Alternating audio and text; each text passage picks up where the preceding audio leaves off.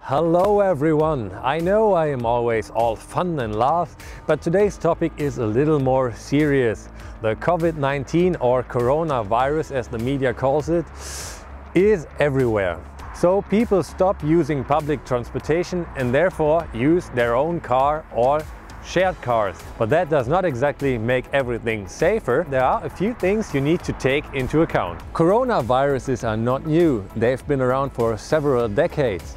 But what's new about the COVID-19, that one that is actually now in the news, is that it's A, highly contagious, and B, if you cough it or sneeze it on surfaces like plastic, glass or metal, it survives for several days, 6 days, or some say even 9 days.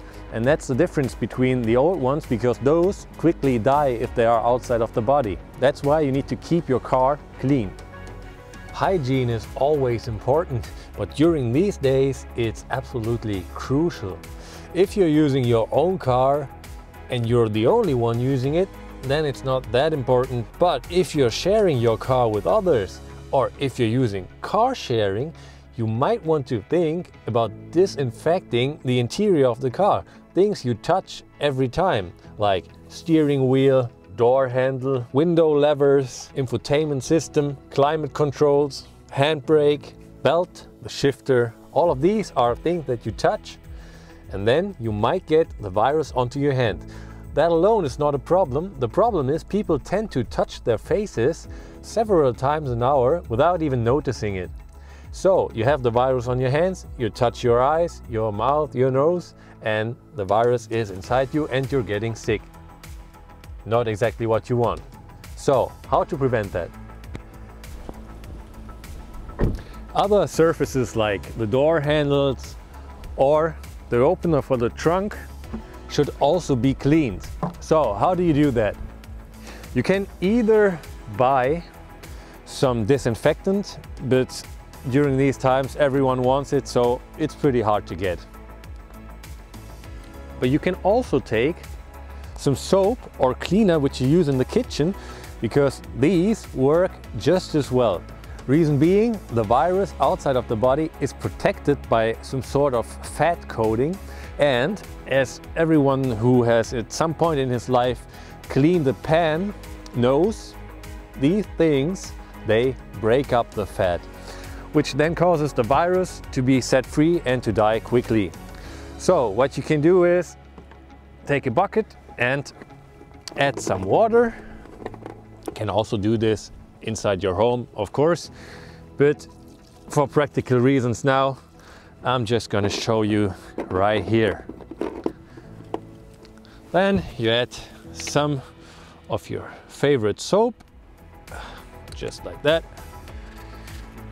Mix it all up. This is going to be super clean. And then you can proceed to clean your car.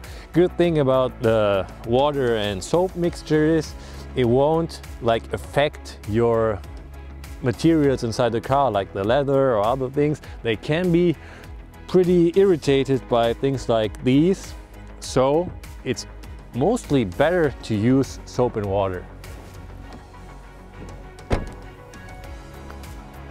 So while you're cleaning, be thorough.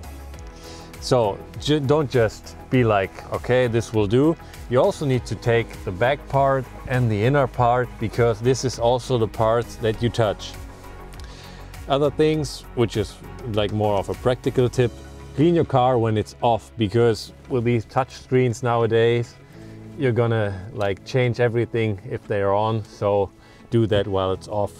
Clean the knob, clean this, clean that, clean everything you can think of, because just to be safe.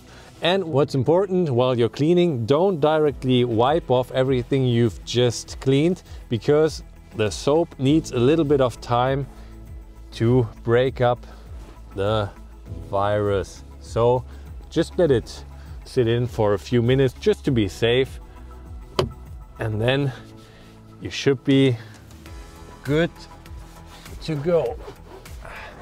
While you're fueling up, there are mostly these plastic gloves that will not only protect your hands from the fuel, but also from the viruses and bacteria, which is really practical. So use them. So you can tell it's a good idea to clean your car or even someone else's car every once in a while if you don't want to get sick. But there are also things that you don't directly think of, like for example, your shoes. If you're standing 1.5 meters or even more from someone apart and you're talking and your partner is sneezing, then everything is going to go to the ground and onto your shoes. And the moment I don't have the problem because my shoes don't have any laces, but if you do your laces, you can as well get bacteria or virus on your hand while doing your shoes. And then you get it into your face and you're done again. So clean your shoes before putting them on, or clean your hands after putting your shoes on. It's your choice. Either way, you should wash your hands regularly and keep everything as clean as you can to prevent getting sick.